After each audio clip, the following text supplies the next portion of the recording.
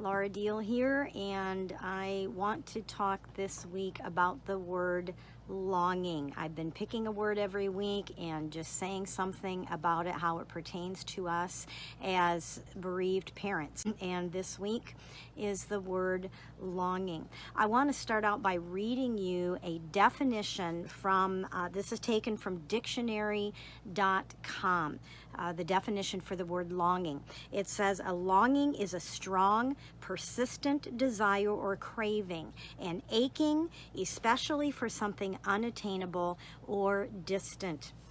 And the thing is, we have such a deep longing for our children, don't we?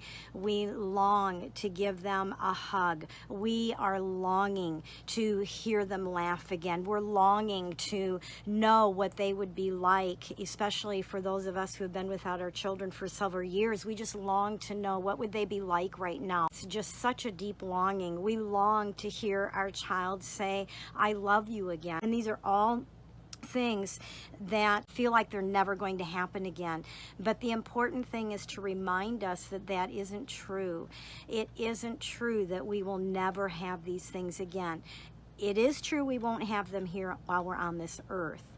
But the thing is, this definition for longing, it says that it is something unattainable, and it is not unattainable for us. It is distant, yes, because and for some of us it's going to be more distant than others, because we have no idea how much longer each one of us has here on this earth before we will be with our child again. For someone watching here, it might be today. For most of us, it's probably going to be years from now. So it is distant.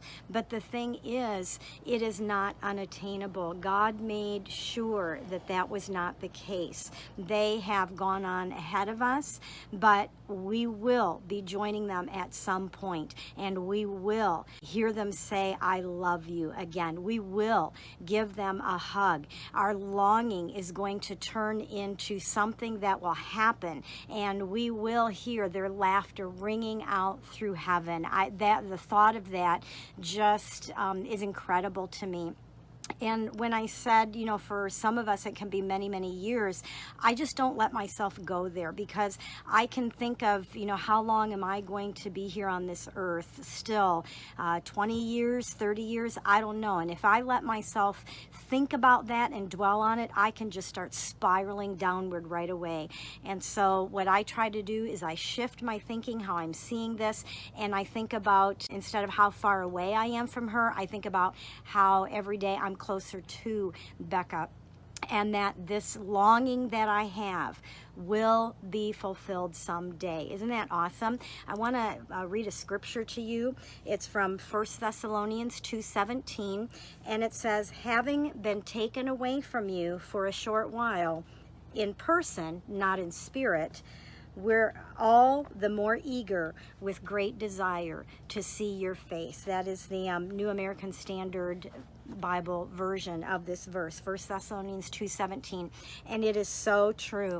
We have been taken away from each other for a short while. It may not seem like a short while, but once we're in eternity, I think it will seem like the blink of an eye, and we're together again. So the longing that we have for our children will be complete someday. Isn't that good news? Isn't that awesome? So let's just think about that together, right? That our longing that we have, it's a legitimate, deep, painful longing, but someday it won't be a longing anymore, right? This is author, speaker, singer Laura Diehl. I co-founded, along with my husband, the ministry GPSHope.org, Grieving Parents Sharing Hope. We just encourage you to connect with us, or we have a website, www.gpshope.org, a Facebook page. You found us on the YouTube channel. Find a way to connect with us so that we can walk this road together and encourage each other when we start having those downward spirals, right?